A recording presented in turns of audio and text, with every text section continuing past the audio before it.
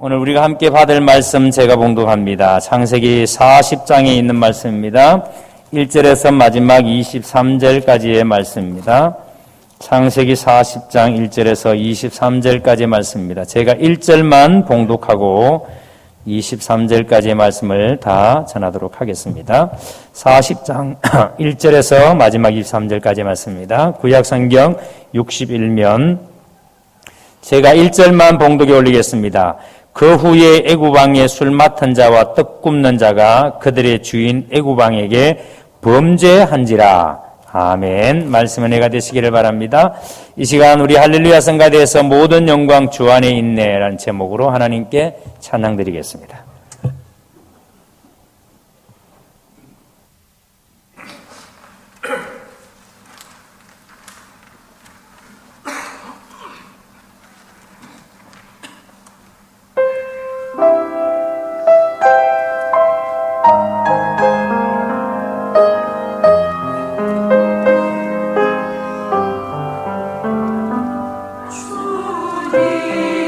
주님의 노하심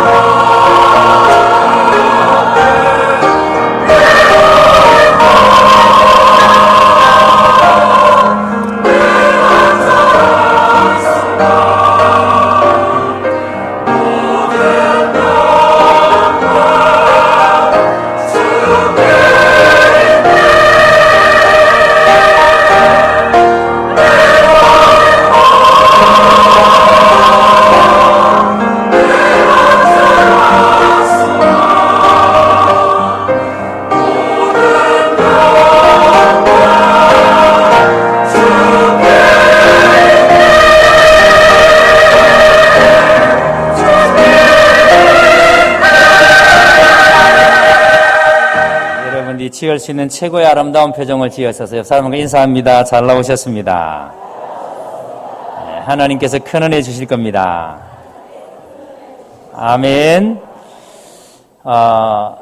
신대원 다닐 때 친구의 차가 있어서 학교를 같이 다닌 적이 있는데, 교통사고가 났습니다. 그래서, 합의금이 너무 많아서, 가난한 전도사가 시골에 농사 짓기 위해서 차는 장만했는데 덜렁 사고가 나니까 합의가 안 됐어요. 그래서 김천교도소에 친구가 갇힌 적이 있습니다. 그래서 이제 면회를 갔는데, 저는 이제 그래도 전도사니까 바울처럼 내가 여기 왜 들어왔는지 하나님이 보내셨다 그러면서 뭐 그렇게 말할 줄 알았는데 갈 때마다 빨리 꺼내달래요.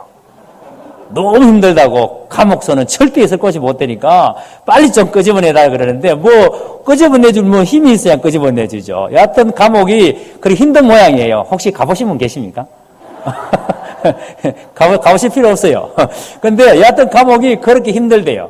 자, 그런데 요셉이 지금 감옥에 갇혔습니다. 만약에 정말 잘못해서 감옥에 갇힌 것 같으면 괜찮은데 요셉은 지금 아주 억울한 누명을 쓰고 요셉이 감옥에 갇혔습니다. 자, 그러면 요셉의 마음이 어떨까요? 분하지 않을까요? 내가 나가면 반드시 그 여자를 내가 아작을 낼 것이다. 막 금리를 깨물고 막 그렇게 아마 감옥 생활이 굉장히 힘들게 그렇게 했을 것 같아요. 자, 그런데 우리는 지난주에 살펴본 것처럼 성경은 이 요셉에 대해서 그런 지금 억울한 누명을 쓰고 감옥에 가 있는 요셉을 가리켜서 성경은 뭐라고 말씀한다? 그가 형통한 자가 되었다. 그가 형통한 자가 되었다 그랬습니다. 여러분, 형통이라는 단어의 뜻을 지난주에 말씀을 드렸죠. 기억나십니까? 가장 고난의 환경을 가장 아름다운 창조적인 환경으로 바꿔내는 삶의 능력. 그게 형통이에요. 자, 그런 의미에서 본다면 요셉은 분명히 형통한 자가 맞습니다. 요셉은 가는 곳마다 들어가는 곳마다 요셉으로 말미암아 그 주위의 사람들이 바뀌어지고 환경이 바뀌어지는 역사들이 일어나게 됩니다. 그런 의미에서는 분명히 형통한 자가 맞는데, 그런데 우리가 여러분 표면적으로 요셉에게 일어나는 일은 분명히 우리의 기준으로 봐서는 결코 형통한 자라 이렇게 말할 수가 없습니다. 그런데 눈에 띄는 한 단어가 있습니다. 요셉을 가리켜서 그가 형통한 자가 되어 형통하다는 말할 때 항상 앞에 수식어가 있습니다. 뭐가 있죠? 하나님이 함께 하신다. 하나님이 그와 함께 하심으로 그가 형통한 자가 되었다. 하나님이 언제나 그와 함께 했다라는 수식어가 있습니다. 자, 그러니까 요셉이가 형통한 것은 누구 때문에 형통하다는 말이에요? 하나님 때문에 형통하다는 말이에요. 자, 그러면 우리가 어떤 상황에 놓여있든지 간에 하나님이 우리와 함께 하시면 우리가 무슨 자가 된다? 형통한 자가 된다. 이거 믿으십니까? 자, 한번 고백해봅니다. 하나님이 나와 함께 하시며 나는 형통한 자입니다. 자, 그런 의미에서 나는 형통한 자다, 형통하지 않는 자다. 형통한 자다 하려니까 조금 거시기해요. 왜? 살아가는 건 힘드니까 지금. 너무 고통스러우니까. 그래서 형통하다고 하기는 좀 그런데. 근데 분명히 성경은 하나님이 함께 하시는 자는 형통한 자라 그러니까. 자, 하나님이 함께 하시면 분명히 형통한 자라고 말합니다. 자, 근데 저는 이 함께 한다라는 이 단어를 히브리에서 찾아보니까 에터라는 단어를 써요. 에터. 근데 이 에터라는 단어가 또 다른 데 한 군데 사용되어집니다. 혹시 여러분 감 잡으셨습니까? 창세기 할 때 제가 노아 이야기를 할 때에 노아가 하나님과 뭐 하는 자가 되었다 그랬습니까? 동행하는 자가 되었다 그랬어요. 하나님과 동행. 그러니까 하나님과 함께 한다는 이 함께라는 단어하고 하나님과 동행한다는 동행이라는 단어가 동일하게 히브리에서 보니까 에타라는 단어를 썼어요. 자, 그러니까 여러분, 노아도 하나님이 함께 했고 요셉도 하나님이 함께 했어요. 자, 그런데 이 단어에 이 에타 함께 한다라는 이 단어의 주권이 누구한테 있는가? 그러니까 누가 함께 한다는 말이냐는 거예요. 하나님이 요셉과 함께하고 하나님이 노아와 함께하느냐, 아니면 노아가 하나님과 함께하고 요셉이 하나님과 함께하는가? 누가 주재권을 가지고 있느냐는 거예요. 자, 여러분 생각에 내가 하나님과 함께합니까? 아니면 하나님이 나와 함께합니까? 어떻게 알아요? 네? 자, 다시 요셉이 하나님과 함께합니까? 하나님이 요셉과 함께합니까? 어떻게 알아요? 자, 그러니까 이 함께라는 단어의 주권이 누구한테 있는가 하면은 우리 인간 편에 있는 것이 아니라 누구한테 있다? 하나님 편에 있다. 자, 그러니까 요셉이 하나님과 함께 하는 게 아니고 실제로 누가 함께 하고 있다? 하나님이 요셉과 함께 한다는 거예요. 자, 그래서 여러분, 요셉은 마음이 변할 수 있어요. 요셉은 무너질 수 있어요. 그런데 하나님은 절대 무너진다, 안 무너진다? 절대 안 무너진다. 요셉이 하나님과 함께 하는 게 아니고 누가 함께 하기 때문에? 하나님이 요셉과 함께 하기 때문에 이걸 믿으시기를 주의 이름으로 축복합니다.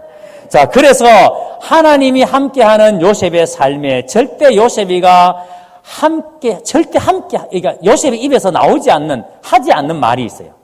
요셉의 입에서 절대 하지 않는 두 마리가 있는데 그게 첫 번째가 뭐냐면 요셉은 사람을 탓한 적이 없습니다. 우리가 지금까지 요셉에 대해서 쭉 살펴봤습니다만은 요셉은 얼마나 억울한 일을 많이 당했어요. 형들로부터 미움을 당했습니다. 그래서 애굽으로 팔려왔어요. 자, 그러면 형들에 대해서는 원망이 있을 수 있다, 없다? 있잖아요. 그러면 애굽에 와서 형들에 대한 미움 때문에, 형들에 대한 그 분노 때문에 형들을 막 그렇게 욕할 수 있어요. 근데 요셉은 한 번도 형들에 대한 원망을 쏟아낸 적이 없어요. 그러니까 요셉은 사람을 탓하지 않습니다. 보디발의 아내에게 누명을 썼을 때 얼마나 억울해요. 자기가 만개였으면 요셉이 무슨 말을 했습니까? 자기가 유혹했는데 자기가 누명 덮으셔서 감옥에 집어넣었잖아요. 얼마나 억울해요. 그런데도 요셉은 보디발의 아내에 대해서도 한마디도 하지 않습니다. 누가 생각이 납니까? 여러분, 예수님께서도 십자가 위에서 당신이 십자가에 달리실 때 그 군중들이 어떤 사람들이에요? 여러분, 예수님께서 베스다 광야에서 500이의 기적을 일으키실 때 그 예수님을 이스라엘의 왕을 삼으려고 했던 사람이에요. 그런데 예수님이 자꾸 자기가 죽어야 된다, 십자가를 져야 된다 그러니까 그 사람들이 이 사람은 도대체 이스라엘의 왕이 안 되겠구나. 그래서 십자가에 못 박으라고 했던 사람들이 그 군중들이에요. 그런데 예수님은 십자가 위에서 그 군중들을 향해서 뭐라 그랬습니까? 아버지여, 저들이 하는 일을 알지 못함이니이다. 저들의 죄를 용서해 주십시오. 예수님은 사람을 탓하지 않았어요. 스데반 집사님도 여러분 자기가 돌에 맞아 죽어가면서도 사람을 탓했다 안 했다? 예수님과 똑같은 기도를 합니다. 아버지, 저들의 죄를 사해 주십시오. 저들을 용서해 주십시오. 여러분, 주기철 목사님도 그 고문 속에서, 고통 속에서도 사람을 탓하지 않았습니다. 무엇을 느끼세요? 예수 믿는 사람은 여러분, 우리의 환경 속에서 어떤 어려움을 당할 때, 어떤 위기를 당할 때에 누구 때문에 그렇다, 누구 때문에 어떻다, 사람 탓하며 사는 사람이 아니에요. 요셉은 한 번도 사람을 탓한 적이 없습니다. 그리고 요셉은 또 하나 탓하지 않는 게 있습니다. 절대 하나님을 원망하지 않았어요. 하나님을 탓하지 않았습니다. 단 한 번도 요셉은 하나님에 대해서 이런저런 불만을 드러낸 적이 없습니다. 상식적으로 생각해 보세요. 얼마나 억울하고 분합니까? 지금 요셉이가 하나님 앞에 뭐 그래 억울하게 잘못한 게 많아요. 우리가 볼 때 요셉이가 하나님 앞에 뭐 그래 죄 지은 게 많아요. 그는 애굽에 팔려와서 얼마나 성실하게 살았으면, 얼마나 최선을 다해서 열심히 살았으면 그 애굽 사람에게 인정받는, 그래서 가정의 총무가 되었습니다. 자, 그러면 여러분 그의 길을 형통케 해주셔야 되는데 진짜 말 그대로. 그런데 여러분 요셉에게 돌아온 게 뭡니까? 수모와 감옥이잖아요. 이런 하나님에 대한 원망이 요셉 속에 일어나지 않겠습니까? 그런데 요셉은 하나님에 대한 원망을 하지 않습니다. 우리가 살아가면서 이런저런 일을 당할 때 우리는 사람 원망하고 하나님 원망하고 이런 일들이 우리에게 있는데 요셉에게는 그런 일이 없다는 것입니다. 자, 그래서 이렇게 오늘 본문에 보니까 주님이 함께 하시는데 그러면 계속 꽃길을 걸어가야 되는데 주님이 함께 하시는 사람이니까 계속 꽃길을 걸어가야 되는데 요셉을 보니까 그렇지 않다는 거예요. 그래서 요셉을 가만히 보면 이거 예수 잘 믿는다는 게 도대체 뭔가? 아니, 요셉의 삶이 좀 이렇게 꽃길을 걷게 해주시면 우리도 신바람 나서 좀 이렇게 할 텐데, 아니, 산 넘어 산이라고 계속해서 이런 어려움만 생기니까. 여러분, 요셉이 감옥에 들어가서 한 몇 년 정도 여러분 생각에 감옥에서 살았을 것 같습니까? 어떤 사람은 앞에 4장 1절에 나오는 2년 후에 그래서 2년이라는 말 한 분이 있는데 계산을 잘 해보시면 자, 요셉이 애굽으로 형들의 미움을 받아 팔려올 때가 나이가 몇 살? 17살입니다. 근데 애굽의 총리가 될 때 나이가 몇 살? 30세입니다. 30세. 자, 그런데 지금 요셉이 지금 41장 1절에 만 2년 후에 바로가 꿈을 꾼 적, 바로가 꿈을 꾼 것이 만 2년 후라 그랬으니까 그러면 요셉이가 지금 이 감옥에 있을 때 나이가 몇 살이다? 27에서 28살입니다. 그러니까 여러분 아무리 짧아도 요셉은 감옥에서 5년에서 6년이 있었어요. 지금 5년에서 6년 정도를 지금 요셉이가 감옥에 있는 중입니다. 아유, 우리 아까 처음에 이야기한 것처럼 친구는 감옥에 딱 한 달 있었거든, 한 달. 한 달 있는데 못 살겠다고 끄집어내달라고 그 난리인데 5년, 6년을 억울하게 감옥살이 하는데 얼마나 분통 터지겠습니까? 응? 요셉이가 이런 경험을 하는데, 자, 근데 보세요. 우리는 우리의 삶의 일상 속에서 사실은 여러분, 우리가 이런 일을 많이 경험합니다. 억울한 일을, 요셉이 당하는 이 억울한 일들을 우리도 내용은 다르지만 억울한 일들을 참 많이 당합니다. 오해를 사기도 하고, 그래 사람들로부터 누명을 쓰기도 하고. 여러분, 요셉은 정말 귀하게 자랐잖아요. 아버지로부터 편애 속에서. 그런데 그 아버지의 편애 때문에 형들의 미움을 받아서 지금 애굽으로 팔려왔는데, 그럼에도 불구하고 요셉은 17살의 나이에 그 애굽에서 노예 생활에서 정신 똑바로 차리고 그 애굽에 빠져들지 아니하고 타협하지 아니하고 하나님을 믿는 하나님의 사람으로 정신을 똑바로 차리고 믿음을 지켜냈습니다. 흔들리지 않았어요. 바르게 살았어요. 자, 그렇게 살았더니 이 포디발이, 애굽 사람 포디발이 이 요셉을 보면서 인정해 줬습니다. 자, 그런데 여러분, 요셉에게 돌아온 게 뭐라고요? 포디발 아내의 유혹이에요. 자, 그러면 여러분, 이 요셉이가 그 유혹 속에서도 끝까지 내가 어떻게 하나님께 범죄하겠느냐, 그러면서 그 유혹을 물리치고 이겨내지 않습니까? 그래서 그것 때문에 강간미수라는 누명을 덮어쓰고는 감옥에서 지금 5, 6년 동안 감옥에 갇혀 있는 거예요. 여러분, 이런 요셉의 삶에 대한 하나님의 보상이 뭐예요? 이렇게 믿음으로 살려가면 하나님께서 뭐 좀 폼나게 마음껏 좀 은혜 내리시고 복 나려주시고 하면 얼마나 좋아요. 근데 요셉에게 하나님께서 보여주신 것은 수모와 수치입니다. 얼마나 넘사스러운 죄예요. 주인의 부인을 강간하려다가 미수에 그친 사건이라 그러니까 감옥 속에서도 얼마나 여러분 부끄러운 일이겠습니까? 우리도 그렇지 않습니까? 나는 진실하게 사는데, 나는 지금 바르게 살려고 하는데, 나는 지금 정직하게 사는데, 그런데 내게 돌아오는 것이 만약에 실패, 사업의 부도, 친구들의 배신, 이웃들의 따돌림, 만약에 여러분 그런 것들이 내 생활 속에서 일어난다면 여러분들이 예수 믿을 맛이 나세요? 신앙생활을 할 재미가 있으세요? 예수 믿고 난 다음에 모든 일들이 다 잘 돼야 되는데, 그런데 내가 예수 믿고 난 다음에 하는 일마다 만약에 이런 일이 반복되어진다면 교회 다니고 싶은 그런 생각이 여러분 드시겠느냐고요. 여러분, 요셉은 지금 이런 상황에 감옥에 들어갔습니다. 그런데 이 감옥에서 어떤 일이 일어나는지를 보세요. 1절에서 3절입니다. 1절에 보니까 그 후에 애굽왕의 술 맡은 자와 떡 굽는 자가 그들의 주인 애굽왕에게 범죄한지라, 술 맡은 자와 떡 굽는 자가 애굽왕에게 범죄했다 그랬습니다. 근데 여기에서 술 맡은 자, 떡 굽는 자는, 술 맡은 자는 왕이 술을 먹기 위해서 술을 관장하는 사람이에요. 떡 굽는 자는 음식을 관장하는 사람이에요. 근데 여러분, 이게 그냥 우리로 말하면 뭐 음식 셰프 정도를 말하는 게 아니에요. 요리사를 말하는 게 아니에요. 옛날에 우리가 사극을 보면은 임금님이 수라상, 임금이 밥을 드시기 전에 반드시 임금님 앞에서, 임금이 보는 앞에서 먼저 맛을 보는 사람이 있습니다. 뭐라 그러죠, 그 사람을? 기미상궁이라, 기미상궁. 그 기미상궁 음식의 맛을 보죠. 반드시 임금 앞에서 봐야 합니다. 임금 눈앞에서 봐야 해요. 자, 왜냐하면 혹시 음식 속에 임금을 죽이기 위한 그 독약이 들어있지 않느냐를 검사하는 거예요. 그러니까 여러분, 임금의 자리는 그만큼 사람들이 독살하기 위한 위험이 노출되어 있는 자리예요. 근데 이 고대 사회에서의 왕의 자리라는 것은요, 어마어마한 위험한 자리예요. 왜냐하면 지도서도 모르게 독살하려는 음모들이 많이 있기 때문에, 그래서 왕은 반드시 자기가 가장 신임하는 사람을 이 자기의 음식을 관장하게 하고 자기의 술을 관장하게 하는 거예요. 자, 그러니까 이 자리는 평범한 그냥 일상적인 자리가 아니에요. 굉장히 중요한 고위직입니다. 자, 그런데 여러분, 술 맡은 자와 떡 굽는 자가 지금 왕에게 죄를 지었다, 왕에게 뭔가 범죄했다 그러면은 이건 보통 죄가 아닌 거예요. 그래서 왕이 우선 이 범죄한 술 맡은 자와 떡 굽는 자를 이 보디발의 감옥에, 보디발의 집에 있는 감옥에다가 가두어뒀습니다.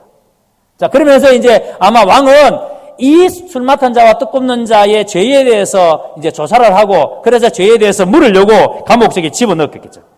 자, 그런데 오늘 4절을 여러분 보시길 바랍니다. 4절. 친위대장 요셉이 친위대장이 요셉에게 그들을 수종들게 하며, 잘 보세요. 친위대장은 누구를 말하죠? 보디발을 말합니다.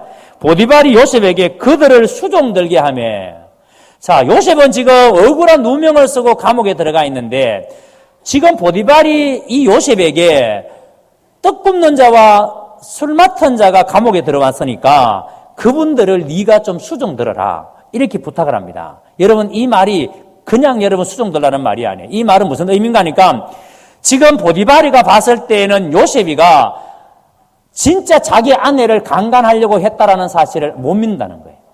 믿지 않는다는 말이에요. 지금 요셉이가 억울한 누명을 쓰고 감옥에 들어와 있다는 사실을 보디발은 알아요.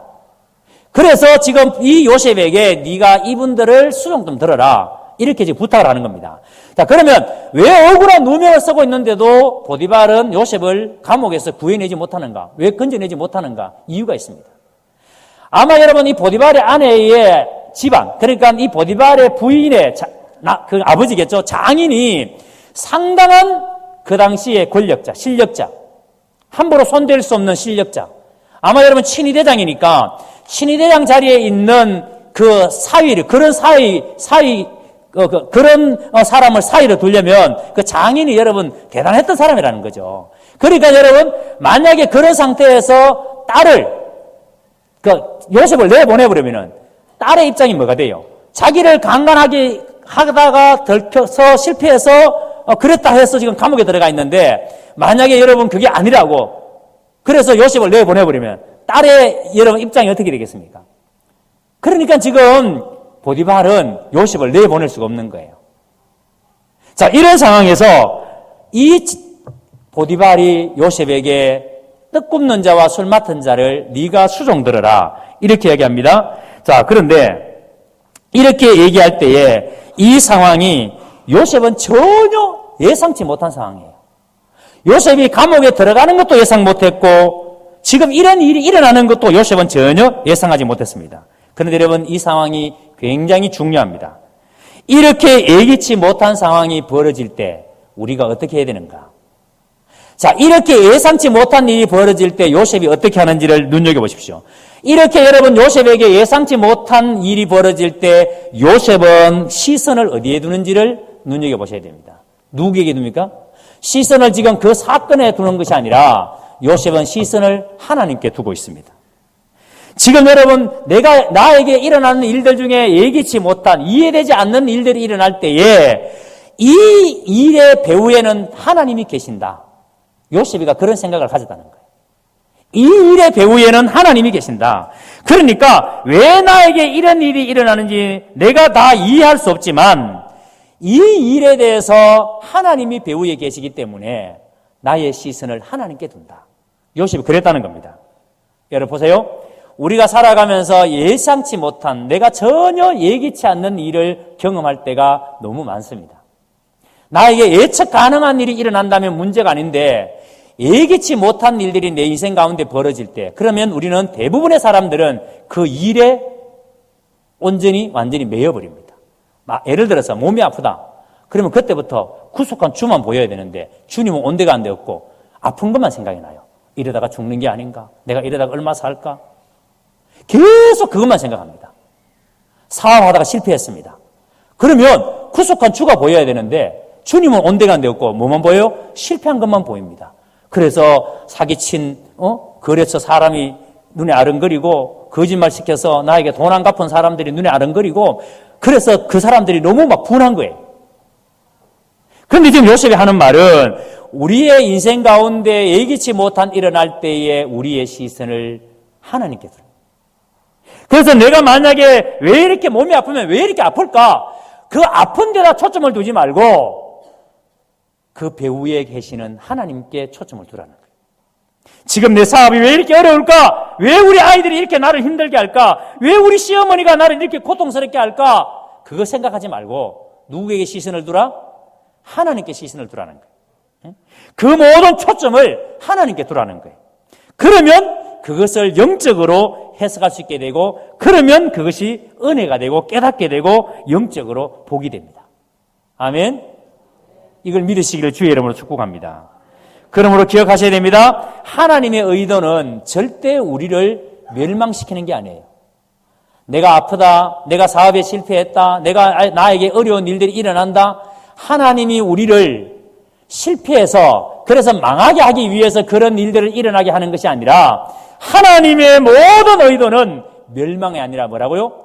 영생입니다. 아멘. 그래서 하나님께 우리가 시선을 두면, 하나님께 우리가 초점을 두면 나에게 어떤 일이 일어나더라도 하나님께서 나에게 더 큰 것을, 더 좋은 것을 주시기 위해서 지금 이렇게 이 어려움을, 이 아픔을 겪게 하시는구나. 그게 믿어져요. 예? 그러면 여러분, 이 환난을, 이 어려움을 우리는 넉넉히 이길 수 있는 힘을 얻게 됩니다. 이런 은혜가 여러분들에게 있기를 주의 이름으로 축복합니다. 그래서 하나님의 자녀에게 일어나는 그 어떤 일도 우리를 죽이기 위함이 아닙니다. 우리에게 복을 주시기 위함입니다. 하나님은 우리가 수모를 당하고 망신을 당하고 그런 일이 일어날 때에 그 일을 통해서 우리를 버리기 위해서 우리에게 그런 아픔을 주는 게 아니라는 말이에요. 우리를 연단시키셔서 우리를 더 강하게 만들고 하나님의 사람으로 복을 주시기 위해서 우리를 그렇게 만들어 가신다는 겁니다. 자, 그러면 나에게 일어나는 고난, 지금 여러분에게 있는 아픔도 나에게 어마어마한 유익이라는 사실. 그렇구나. 이게 나에게 유익이구나. 이게 이런 믿어집니다. 자, 그래서 요셉은 이렇게 이 상황 속에서 이 모든 상황을 초점을 하나님께 맞춥니다. 그랬더니 지금 요셉이 이렇게 억울한 누명을 쓰고 감옥에 들어와 있는데 4절을 다시 보세요. 요셉은 보디발의 집에서 했던 모습 그대로 이 감옥에서도 똑같이 합니다. 하나님께 초점을 맞추니까, 요셉이 초점을 하나님께 맞추니까 보디발의 집에서 살았던 그 모습 그대로 감옥에서도 살아냅니다. 만약에 여러분 하나님께 초점을 맞추지 않았다면 요셉은 보디발의 집에서 살았던 삶으로 감옥 속에서 살아내지 못했을 거예요. 그런데 하나님께 초점을 맞추니까 요셉은 보디발의 집에서 살았던 삶 그대로 감옥에서도 살아냅니다. 보디발이 두 관원장을 수종들게 하니까 요셉은 그대로 순종합니다. 지금 억울해 죽겠는데, 다 고자질하면 되는데, 내가 지금 왜 여기 감옥에 와 있는지, 내가 왜 이렇게 5년, 6년 동안 여기서 이렇게 고통을 당하는지 이야기하면 되는데, 그런데 요셉은 그런 말을 한마디도 하지 않고 주인이 이 떡 굽는 자와 술 맡은 자를 봉사해라, 그들을 위해서 봉사해라 그러니까 두말하지 않고 그 말에 순종합니다. 여러분, 여기서 섬겼다라는 단어를 눈여겨보시기 바랍니다. 요셉이 그들을 섬겼더라. 이 섬겼다는 단어는요, 요셉은 주인이 보디발에게 충성했고 주변에 어려운 사람들이 요청을, 도움을 거절하지 않았다는 거예요. 자기 주위에 어려움이 있는 사람, 자기의 도움이 필요한 사람에게 절대 그 도움을 거절하지 않았다는 거예요. 그래서 요셉의 삶의 특징은 자신에게 도움을 청하는 사람을 섬겼다는 거예요. 제가 이 말씀을 묵상하다가 지난 여름에 제가 태국을 후아야이 교회를 방문하고 왔지 않습니까? 전대원 선교사님 그 교회를 방문하고 왔는데, 그래서 제가 여러분들이 많은 사랑으로 교회에서 그 후원금을 가지고 그 전대원 선교사님에게 전달을 했는데, 그런데 에덴순에서 순장이 헌금을 모아서 가지고 왔어요. 그리고 목사님 이것을 순에서 후아야이 교회를 위해서 쓰기로 결정을 하고 목사님을 통해서 전달했으면 좋겠습니다 하고 가지고 왔어요. 여러분, 에덴순이 어떤 순인지 아시잖아요. 오늘 식사 당번이기 때문에 지금 식사 준비를 하고 계시는데, 그 에덴순이 참 연약한 순이에요. 아프지 않는 사람이 없습니다.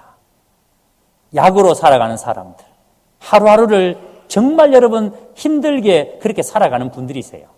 그런데 순 모임할 때마다 하나님의 명령을 이루가기 위해서 선교헌금을 드린 거예요. 2년 동안 모았어요. 그 힘든 순에서 2년 동안 모은 돈이 80만 원에서 조금 빠져요. 그래서 그것을 후아야이 교회를 위해서 하나님께 올려드리겠다라고 그 봉투에 넣어서 가져온 거예요.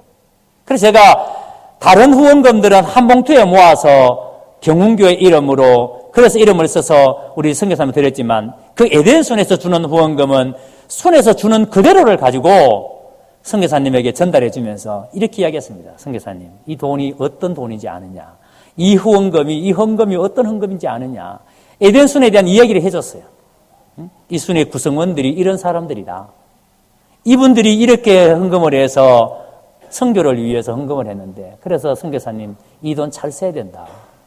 이 돈 정말 바르게 써야 된다.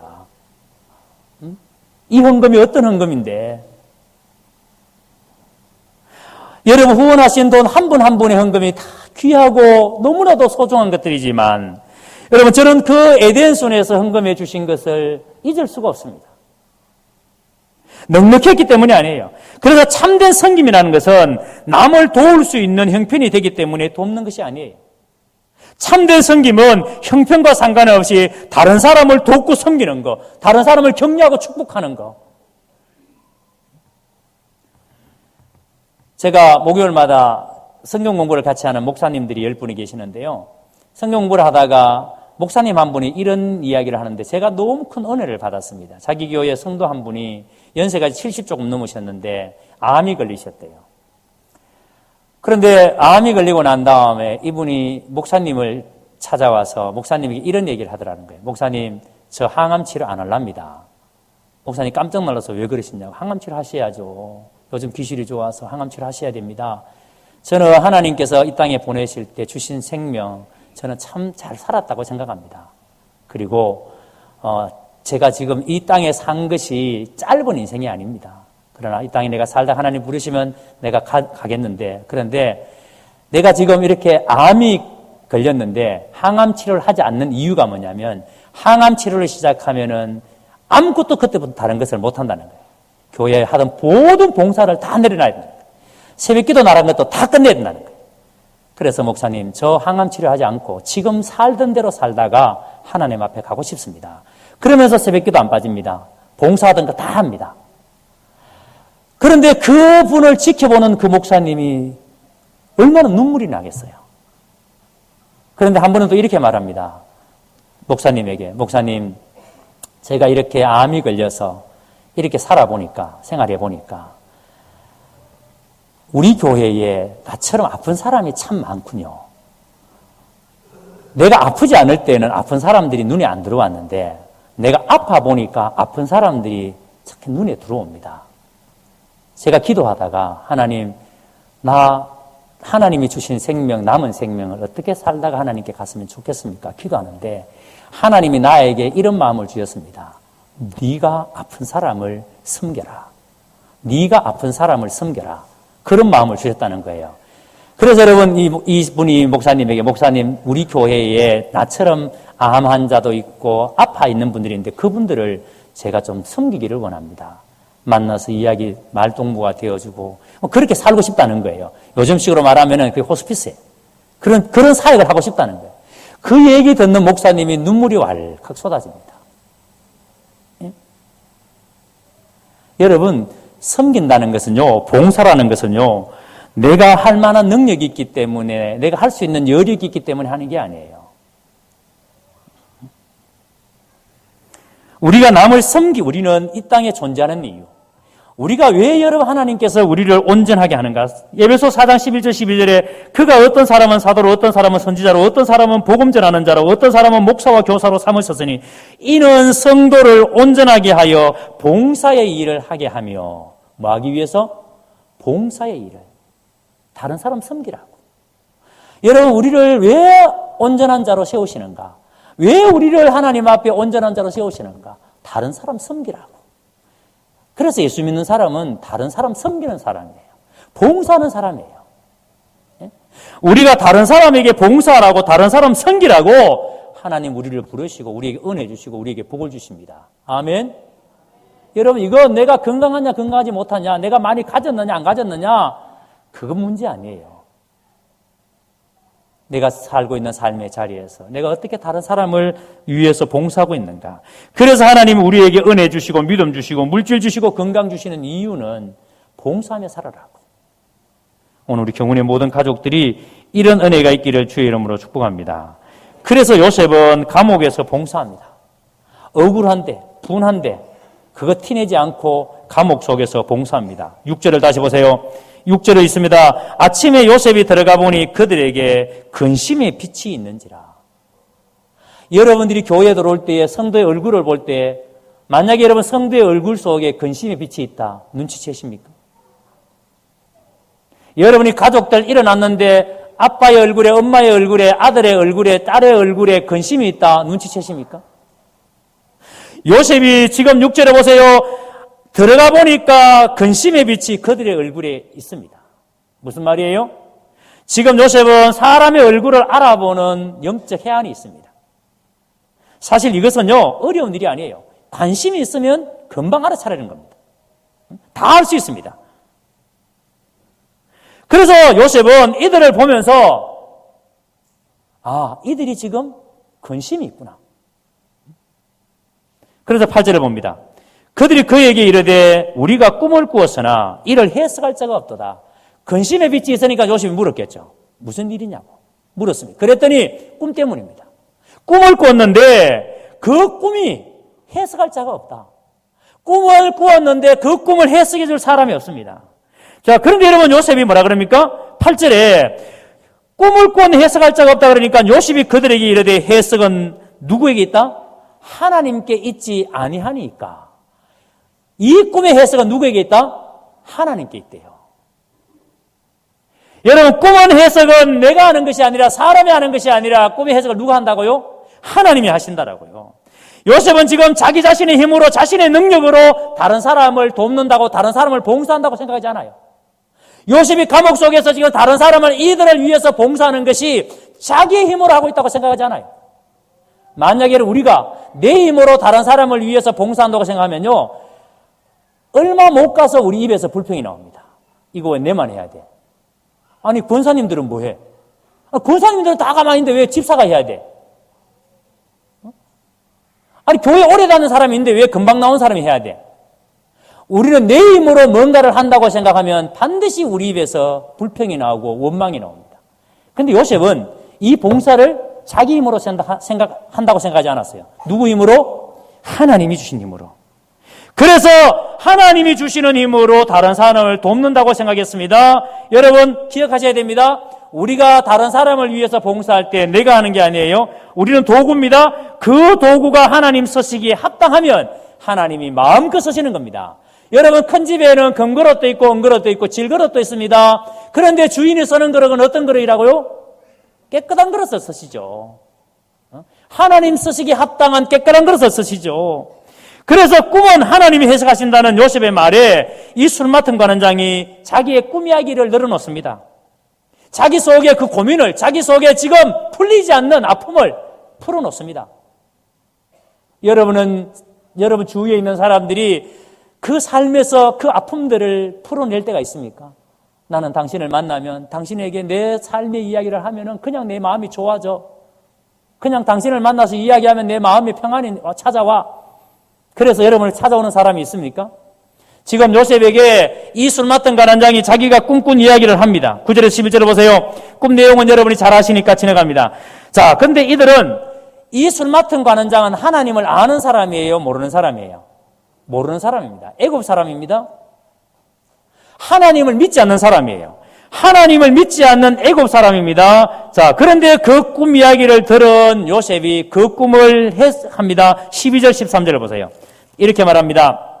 요셉이 그에게 이르되 그 해석은 이러하니 세 가지는 사흘이라. 지금부터 사흘 안에 바로가 당신의 머리를 들고 당신의 전직을 회복시키리니 당신이 그 전에 술 맡은 자가 되었을 때 하던 것 같이 바로의 잔을 그의 손에 드리게 되리이다. 좋은 꿈이에요, 나쁜 꿈이에요? 너무 좋은 꿈이에요. 지금 이 술 맡은 자는 감옥에 들어와 있는데 네가 누명을 쓰고 들어왔고 그 누명이 풀리게 되고 네 직이 회복된다는 거예요. 네가 다시 술 맡은 자가 되어서 왕에게 술잔을 올릴 수 있게 된다는 거예요. 얼마나 여러분 이 사람에게 엄청난 꿈이에요. 이제는 그게 회복된다는데. 자, 그런데 여러분 14절 15절에 보세요. 술 맡은 관원장이 이제 누명을 벗고 옛 영광을 다시 찬다 그랬을 때 14절 15절에 기가 막힌 말씀이 있습니다. 요셉이 한 번도 하지 않았던 말이에요. 14절에 이렇게 말합니다. 당신이 잘 되시거든. 당신이 잘 되시거든. 복직하면 이 말입니다. 복직하면 나를 생각하고 누구를? 요셉을 생각해 달래요. 내게 은혜를 베풀어서 내 사정을 누구에게? 바로에게 아뢰어 이 집에서 나를 건져 주소서. 여러분 감옥에서 한 번도 내어달라고 말하지 않았던 요셉이 지금 이 술 맡은 자에게 당신이 복직되면은 바로에게 이야기해서 나를 이 감옥에서 좀 끄집어내 주십시오. 이렇게 이야기합니다. 왜 여러분 이 시점에 이야기를 할까요? 그것은 지금 요셉이가 이야기하는 것은, 이 이상한 부탁을 하는 것은 때를 기다린 거예요. 지금까지 요셉이가 때를 기다린 겁니다. 지금까지 요셉의 감옥 속에서 5, 6년 있으면서 때를 기다린 거예요. 얼마나 영적으로 민감합니까? 그래서 하나님의 이 사건과 연결되었을 때, 하나님의 사건과 연결되었을 때 요셉은 자신의 이 얘기를 거기다가 끄집어냅니다. 이때라고. 자, 그리고 16절에서 19절에 보세요. 이번엔 떡 굽는 관원장이 자기 꿈 이야기를 합니다. 그런데 이 떡 굽는 관원장의 꿈은 술 맡은 관원장의 꿈하고 정반대입니다. 자, 술 맡은 관원장은 복직된다는 꿈인데 떡 굽는 관원장의 꿈은 뭐예요? 죽는다는 꿈이에요.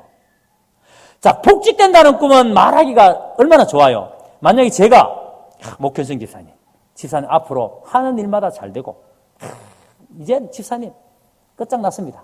하나님께서 막 복의 복을, 만복을, 만가지 복을. 자, 이런 얘기는 제가 하기 좋아요, 싫어요? 얼마나 좋아요? 신바람 나겠어요. 근데 목집사님, 제가 기도해보니 이제 끝장났다. 자, 이런 얘기를, 그렇다는 말이 아니에요. 이런 말을 제가 목사인데 쉽게 할 수 있겠다, 없겠다? 없죠. 잘 된다는 말은 해주기 쉬워도 못 된다는 말을 어떻게 여러분 쉽게 하겠습니까? 근데 요셉은 보세요. 이 못 된다는 말을 가감없이 서슴없이 합니다. 어떻게 이런 말을 서슴없이 할 수 있을까요? 이 해석은 자기가 한 해석이 아니라 누가 한 해석이기 때문에, 하나님이 한 해석이기 때문에. 여러분 메신저는 그런 거예요. 목사의 자리가 그런 거고 여러분의 삶의 자리가 그런 거예요. 하나님의 말씀을 받은 여러분들은 세상에 하나님의 말씀을 전할 때는 어떻게? 가감없이. 목사의 자리에서 목사가 가감없이 전하는 것이 여러분의 복입니다. 여러분에게 듣기 좋은 말만 하는 게 복이 아니고, 때로는 여러분에게 고통을 주고 때로는 여러분의 폐부를 드러내게 하는 그 말들이 여러분에게 복입니다. 아멘. 요셉은 지금 이 떡 굽는 자가 이제 죽게 된다는 말을 서슴없이 그에게 합니다. 자, 이렇게 해석이 끝났습니다. 그리고 그대로 이 말이 이루어지는데 20절에 23절에 보세요. 정확하게 사흘 후에 떡 굽는 관원장은 사형이 됩니다. 그리고 술 맡은 관원장은 정확하게 복직이 됩니다. 자, 그런데 정말 재미있는 말씀이 23절입니다. 보세요. 술 맡은 관원장이 요셉을 뭐하지 않고 기억하지 못하고 그를 뭐였더라? 잊었더라. 야, 참 밉다, 그죠? 예? 아니, 그렇게 잊지 말라고, 기억해 달라고 가면은, 좀 바로에게 이야기해서 나를 끄집어내 달라고 이야기했는데, 부탁을 했는데, 그럼 잊으면 안 되잖아. 근데 여러분, 지금 이 술 맡은 관원장이 요셉을 기억하지 못하고, 그를 잊었더라. 깨끗하게 잊어버렸습니다. 여러분, 이게 인간이에요. 여러분들이 사람을 의지하고 저 사람은 끝까지 내 편일 거야. 저 사람은 끝까지 나를 도와줄 거야. 천만의 말씀. 응? 여러분 집에 애완용 개는 여러분을 배반하지 않습니다. 그러나 사람은 배반합니다. 그 인간이에요. 지나가면 다 잊어버린 것이 사람입니다. 그래서 사람들을 가리켜서 화장실에 들어갈 때와 화장실 나올 때가 다르다 그래요. 근데 여러분, 이렇게 사람은 사람을 잊어버리지만 하나님은 절대 우리를 잊는다 안 잊는다? 잊지 않습니다. 사람은 우리를 포기하지만 하나님은 절대 우리를 포기하지 않습니다. 응? 하나님의 때가 있어요. 요셉은 그걸 알았다는 겁니다. 그래서 하나님의 목표가 있습니다. 그것은 우리를 사랑하셔서 우리가 멸망치 않고 다 영생을 얻게 하시는 것.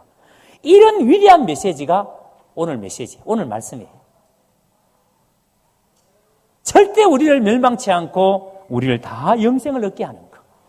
하나님은 우리를 대해서 절대 포기하지 않는 것. 사람은, 술 맡은 관원장은 잊을지라도 나에게 힘이 되어주고 도움이 되어주는 사람이 어느 순간 나를 잊어버리고 나를 떠난다 할지라도 하나님은 절대 나를 잊지 않으시는, 끝까지 나와 함께 하시는. 그래서 여러분, 우리가 이 세상을 살아갈 때 여러분이 지금 어떤 시련을 겪고 있다면 여러분이 지금 어떤 말 못할 문제를 가지고 고민하고 있다면, 여러분이 지금 아픔 때문에 고통당하고 있다면 여러분이 해결하지 못합니다. 하나님이 가장 선하고 하나님이 가장 의로운 방법으로 그 문제를 해결하실 겁니다. 그래서 여러분 그 문제를 누구한테 끄집어내야 된다? 하나님 앞에 끄집어내셔야 돼요. 하나님께 초점을 맞추셔야 돼요. 사람은 다 잊어도 하나님은 절대 우리를 잊지 않으시기 때문에 여러분의 문제를 누구한테? 하나님께. 그래서 내일부터 제15차 세일의 특세가 시작됩니다. 21일 동안. 여러분, 우리가 왜 이렇게 특세를 합니까? 이번에 여러분 속에 있는 것들을 제대로 한번 하나님께 좀 끄집어내세요. 힘들면 힘들다고 주님 앞에 나와서 끄집어내세요. 아프면 아프다고 주님 앞에 나와서 끄집어내세요. 두려워 말고 여러분 끄집어내시기 바랍니다. 사람은 배신하지만 하나님은 절대 우리를 배신하지 않습니다. 사람은 우리를 잊어버리지만 하나님은 절대 우리를 잊어버리지 않습니다. 우리가 하나님 앞에 끄집어내면 하나님이 여러분을 높이 들어서실 겁니다. 이걸 믿으시기를 주의 이름으로 축복합니다. 하나님이 여러분을 복된 사람으로 반드시 만들어 주실 것입니다. 여러분, 이 은혜를 우리가 기억하고, 그러니까 우리가 이 말씀을 깊이 우리가 새겨듣고, 내일 새벽부터 시작되는 21일 세일의 특세에 여러분이 온 힘을 다해서 함께하고, 그래서 이번 이 세일의 특세 가운데 하나님이 여러분의 인생 가운데 어떻게 개입하시고 어떻게 함께 하시는지를 여러분이 직접 경험하는 그런 시간들이 되시게 되기를 주의 이름으로 축복합니다.